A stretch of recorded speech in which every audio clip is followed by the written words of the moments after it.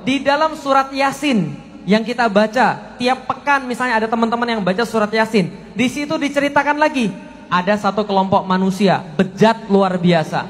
Saking bejatnya teman-teman sekalian, diutus satu nabi, dua nabi nggak cukup, diutus tiga. Diutus berapa? Tiga.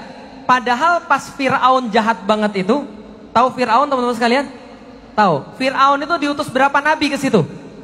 Dua, Musa, Harun. Tapi ini saking bejatnya, nggak diutus satu nabi, dua nabi, tiga nabi diutus pada kaum tadi, untuk supaya mereka bertaubat dan kembali kepada Allah. Ini nabi tiga diutus pada orang-orang ini nggak ngaruh sama sekali.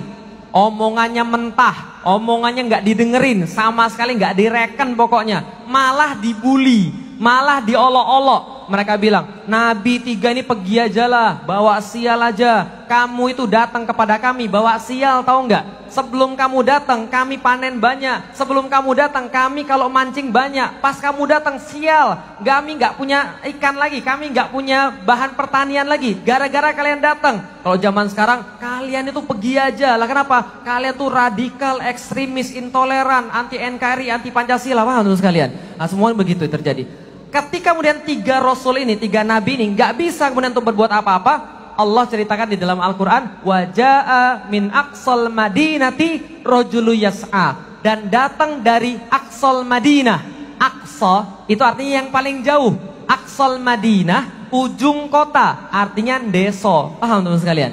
Dan datang dari orang deso, min aqsal madinati rajulu yas'a, seorang pemuda tergopoh-gopoh. Dan dia berkata, apa kata-kata dia? Ya qaumit tabi'u mursalin, wahai orang-orang, wahai manusia, ikuti para nabi. Lalu kemudian dia mengatakan segala sesuatu yang kemudian dikatakan oleh para nabi. Dia cuma ngulangin yang nabi ngomong, dibahasakan dengan bahasa anak muda.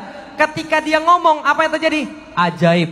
Orang-orang sadar, orang-orang jadi mau cenderung pada kebenaran, orang-orang jadi mau mengikuti risalah nabi. Padahal nabinya ada berapa tadi?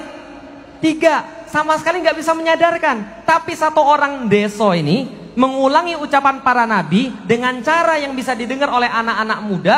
Lalu anak-anak muda bergejolak mau mengikuti kebenaran. Orang-orang zolim nggak suka. Dia bilang, berhenti kamu anak muda, jangan ngomong lagi. Kenapa? Ini anak muda ngomongannya jelek.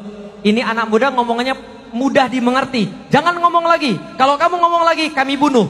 Malah pemuda tadi berkata, saksikan para nabi, aku beriman pada Tuhan yang kalian sembah. Maka setelah itu dia ditarik di jalan, diinjek-injek perutnya, sampai menurut Ibnu Katsir, perutnya itu kemudian ususnya keluar lewat anus. Singkat cerita meninggal, diinjek-injek. Setelah diinjek-injek meninggal, dia masuk kemudian kepada pengadilannya Allah, berjumpa langsung dengan Allah. Singkat cerita begini, Allah kasih trailer surga. Wah, sekalian. Jadi trailer 30 detik surga tuh kayak apa? Kira-kira gitulah kalau zaman sekarang. Kalau film kan ada trailernya. Ini dia dikasih lihat surga kayak apa. Ini tempat tinggalmu nanti. Ini sudah kemudian kenikmatan yang Allah sediakan bagi kamu. Ini ampunan-ampunan yang sudah Allah sediakan bagi kamu. Lalu kemudian Allah tanya sama dia, kira-kira nak, kamu pengen apa lagi? Kamu perlu apa lagi setelah semua yang saya kasih kepada kamu tadi? Lalu dia bilang sama Allah, ya Allah, saya boleh minta sesuatu ya Allah. Minta apa lagi? Coba lihat baik-baik. Ini keanehan. Orang kalau sudah mati, ngelihat surga, gak pengen lagi kemudian apapun juga.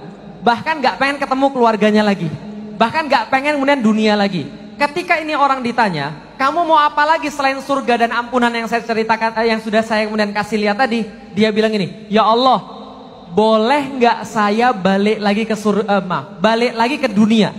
Boleh gak saya balik lagi ke dunia? Untuk apa? Supaya saya bisa ngasih tahu pada orang-orang yang nginjek-nginjek saya sampai mati, bima ghafaroli robbi wa ja'alani minal mukramin. Karena apa aku bisa mendapatkan ampunanmu ya Allah, dan engkau jadikan aku mulia banget bisa dapat surga. Coba lihat, ini orang gak punya ilmu, gak punya apa-apa, cuma ngulangi ucapan para nabi, cuma sharing. Kalau zaman sekarang sharing, kemudian WhatsApp dakwah yang baik, cuma reshare, regram yang bagus, cuma YouTube kemudian di like, di share pada orang lain, dia dapat ampunan Allah dan dia dapat kemudian kemuliaan daripada Allah. Kenapa? Suka sharing dakwah.